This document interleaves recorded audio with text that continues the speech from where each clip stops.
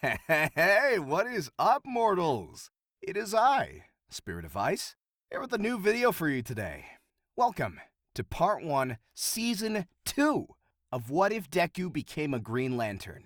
I just wanted to greet you guys by saying sit back and relax. You're in for a treat. So we begin. UA had decided to give its students half of the next week off in order to allow them a proper recovery period from the disaster that was the USJ. While none of the students had been terribly hurt, in fact, few of them had even received injuries, it was safe to say they had all been subject to some rather shocking revelations. In fact, part of the reason why time off was so long was so that the staff could meet up to discuss how best to handle the situation, which, of course, required them to be aware of what exactly was going on.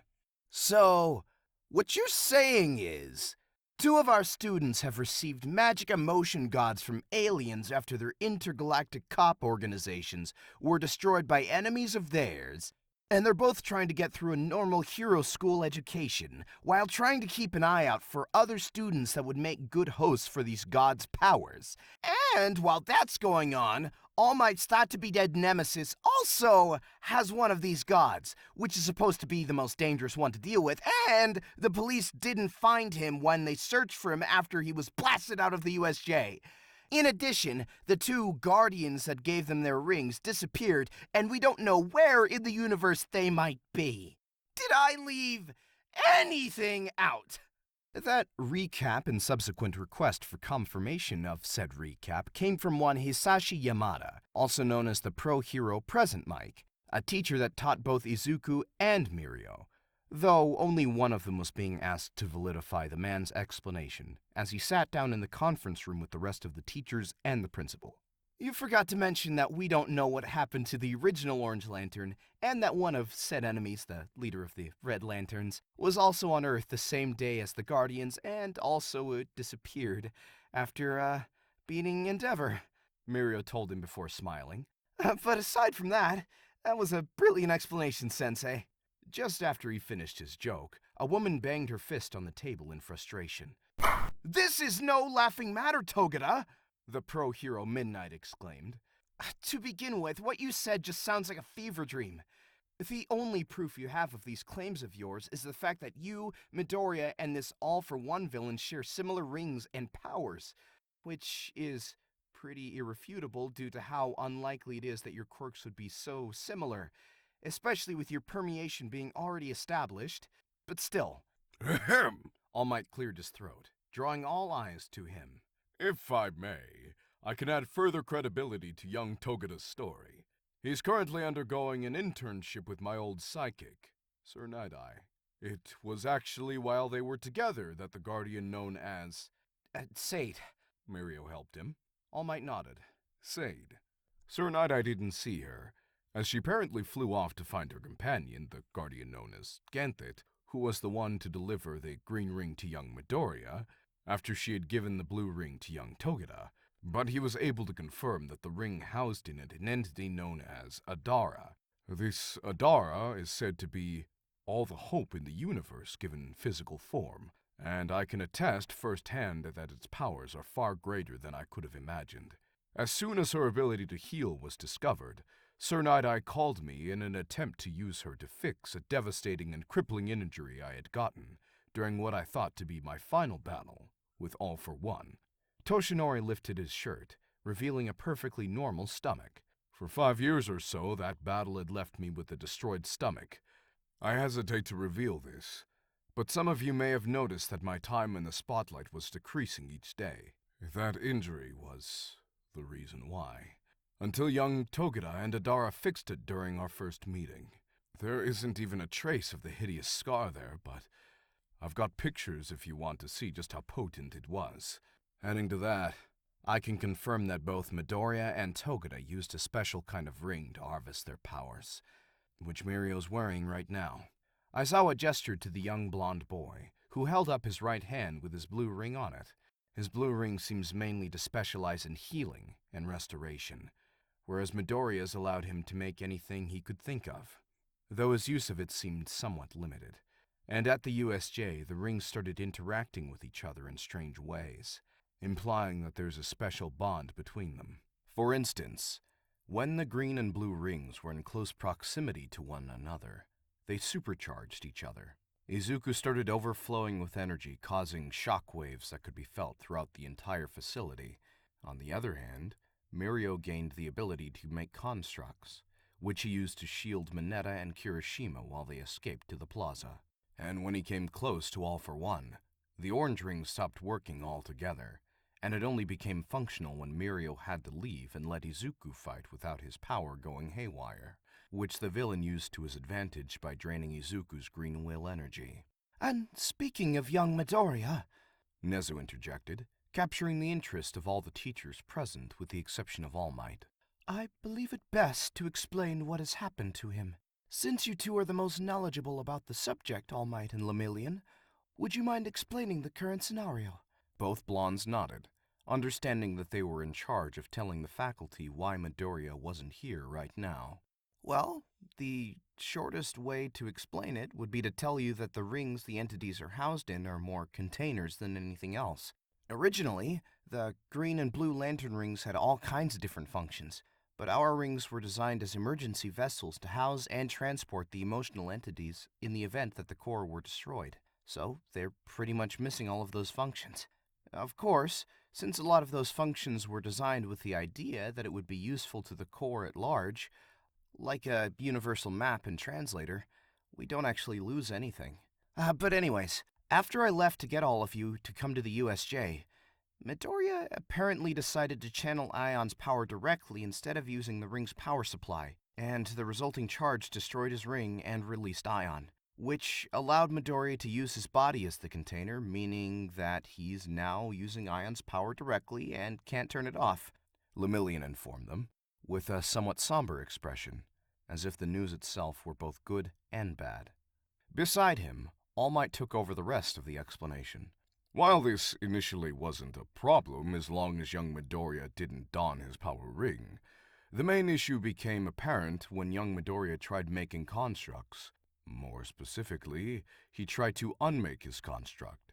He made a simple Rubik's Cube to pass the time, but it didn't dissipate when he walked away from it. Not to mention, when he took in that iron entity, he donned a set of armor that he can now no longer remove. That's the reason he's not here. We had to send him to my house because his was too small. We actually decided to try and use the remaining 2 days before class to try and solve that problem. If we can't, well, we'll see what happens. This video is sponsored by Grubhub. With more than 3,000 store locations, Grubhub offers on-demand convenience delivery across the country. You can search for restaurants by cuisine or location, quickly order food from the menu, and track your order from the app, all hassle-free and without any extra charges. Grubhub charges less than other food delivery services, allowing you to get the best value for your money. With Grubhub Plus, you can get free delivery prices for 10 meals every month on orders of $12 or more for only $9.99 a month. That's not all. You can use the code AFF25 to save 25% off your first mobile order of $15 or more. This code is for a limited time, so again, get 25% off your first mobile order of $15 or more now if you use code AFF25. Check the link in the description. Thank you again to Grubhub for sponsoring this video. Yes, that is certainly an issue we need to get resolved quickly. Nezu nodded as if he both understood and agreed with All Might's reasoning, but the other people in the room were a bit bewildered, to say the least. Well, maybe I'm just slow here, but what exactly is the big issue? Not being able to take off his armor is one thing, but why are you acting like permanent creations are a big issue? Isn't that Yaoyorozu's power? I agree with Mike, Midnight said. A permanent costume is inconvenient, but it's certainly not the end of the world. Do you remember the giant robot he made of me back in the entrance exam? The buff hero asked, to which the mature heroine and noisy hero nodded. Now imagine how annoying and potentially dangerous it would be if that thing were just left out in the middle of an actual city. If he decided to use it again and doesn't know how to unmake it, it's basically just a giant roadblock that runs the risk of toppling over and destroying a crap ton of buildings. Not to mention all the civilians that would get hurt. Yeah, you make a good point there. Yamada relented, to which Kayama silently agreed. Now that that's out of the way, I'd like to discuss the sports festival. In light of the stress our students were put under yesterday, I recommend that we postpone it 2 weeks from now to give everyone some time to recover. Does anyone disagree? Now hold on, Pro Hero Snipe shouted, marking the first time he'd spoken in the meeting. I can accept the fact that aliens exist. I can even accept that these emotional entities are given 2 of our students and one of our greatest enemies godlike powers. But I draw the line at giving them so little time to recover before putting them in competition with each other. What the hell has gotten into you, Nezu? While I agree with the sentiment, I think this is a matter of us not having enough time to do it any later. Aizawa spoke up before Nezu had a chance to. The sports festival is the most anticipated event in all of Japan, maybe even the entire world. Postponing it any later will cause a massive amount of public backlash, and that'd be hard to explain without risking something important getting out. At the moment, the only thing the police know is that All for One is back. We've even made sure to omit any details about the entities. If we go public with any of the details, we risk contradictions in our story, and I doubt the HPSC will react kindly to the existence of aliens. I'm sure you'd hate to put that kind of stress on Midoriya and Togeda, wouldn't you? Yes, I had similar assumptions myself. Does this change your opinion, Snipe? Fair point. I don't like it, but I don't see any alternatives, so I'll agree. Snipe responded. The animalistic professor clapped his hands together and smiled. Excellent. When school starts back up, we'll notify the students first thing. In the meantime, classes will resume like normal, just with extended hours in regards to the gyms, cities, and pools being open after school. If that is all, then I believe we can take the rest of the time to adjust to this new information. Good day to you all. When the principal finished his statement, the faculty all departed, having wrapped up their meeting.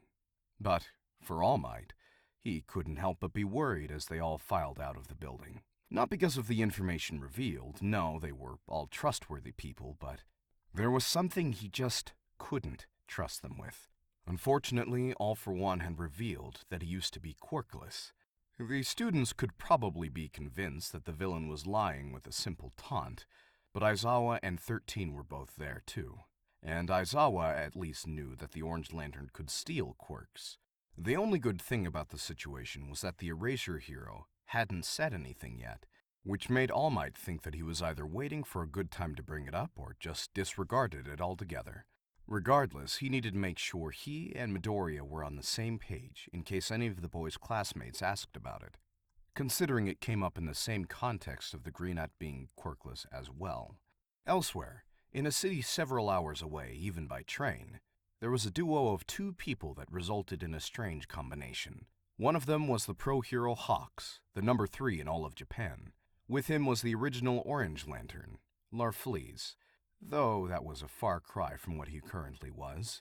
Ever since he'd lost his battery a year ago, he'd slowly been reverting into his original personality. In fact, the last time he'd used the orange light was around a month prior when they'd been attacked by some hideous bird monster. In spite of its abnormal appearance, Larfleeze was quite certain that it wasn't another alien, or at least it wasn't one that he was aware of. Hawks hadn't been able to beat it, so Larfleeze used some of the scraps he had still had in his ring, reducing his charge down to 5%. It would have been depleted months ago, but once Hawks realized that the charge was infinite, he'd offered to deal with most of their needs, such as flying Larfleeze to and from different locations and handling any conflicts for them, with Larfleeze only stepping in when necessary. Even then, a year without a power battery, even when using the ring sparingly, meant that it would eventually deplete completely. And that Nomu thing was the last lead they had in their search for the Ophidian entity. The only positive, although the term wasn't particularly appropriate here, was that Larfleeze's paranoia and mental instability had been waning with the loss of the ring's energy. Since then, the Shipelusian had been quite pleasant to be around. Sir Hawks, I fear we've run out of leads. What do we do now? Larfleeze asked, having exhausted all of his mental faculties in an attempt to come up with a course of action, and finding himself unable to do so. The pro hero rubbed his head. Well, I honestly don't know. Whoever took your battery's been doing a hell of a great job hiding from us. Not to mention that monster thing we just faced at the last location clearly shows that our adversary has the ability to create whatever in God's name that thing was. I've never been so disturbed at the sight of a villain before, but at this rate, it might be necessary to expand our circle of contacts. At the very least, maybe we can bring that green and/or blue lantern you told me about. Another one of you guys would probably help us out greatly, especially the blue one. Are you okay with exposing your assistants to some more people? If that is what it takes. So long as they don't steal what is mine. Larfleeze replied, prompting the hero to nod. All right, then I'll try to see if I can get into contact with them. In the meantime, you should continue to lay low at my place. I'll be sure to let you know if I get any new leads. He extended his hand toward the alien, grabbing onto his companion in a way that made sure the furball wouldn't fall while they were airborne. While the sight would normally be considered bizarre by any normal person, the rarity of flight-based quirks lessened the likelihood of them being spotted, even in broad daylight. Come, Dexter. We should see how our newest recruit handles this. From a nearby rooftop, unbeknownst to the duo of human and alien, a mutual enemy of theirs was observing them. As he saw them fly off, he decided to allow their new human subordinate to decide what to do with this information. After all, Larfleeze was borderline powerless now, so he certainly wasn't a threat at the moment. As the alien and Earth Cat used a blood portal to instantly travel to their base, they were greeted by a black-haired man covered in red bandages, wearing one of their red rings. The man bowed as the Crimson Giant approached him. Lord Atrocities, have you discovered any other tests for me? The Blood Prophet smiled, a horrific grin, filled with cruelty. It's not an assignment or a test. Rather, I seek your opinion, Stain. Thank you all so much for indulging yourselves in this information thus far. I hope you enjoyed it. Now, there are a few things I'd like to go over before the video ends. Firstly, if you're in the mood for some great storytelling, We the Celestials has you covered. We the Celestials, My Hero Academia, and Naruto What Ifs retell the story of their namesake animes with a twist. Check it out if you're interested. Secondly, on behalf of We the Celestials, I'd like to thank everyone involved in today's excellent content production. Their details can be found in the description below.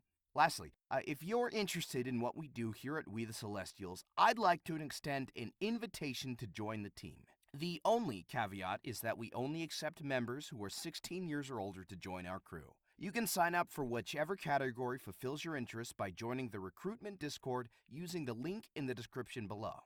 We're always looking for members to join us. Well, that's it from us for today's video. So thank you all so much for watching, and once again, I've been the Spirit of Ice telling all of you guys to have a fantastic and great day.